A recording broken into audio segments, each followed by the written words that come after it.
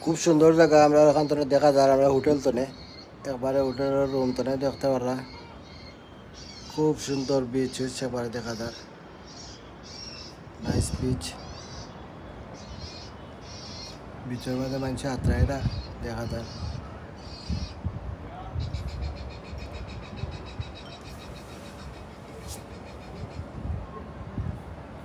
এদিকে গাছ গাছালি আছে দেখা যায়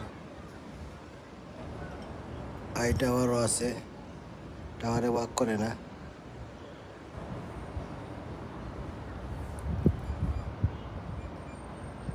এটা হইলে আলমগার হোটেল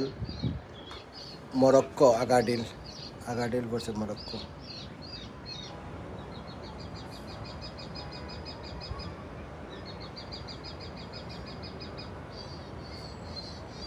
নাইস জায়গা খুব সুন্দর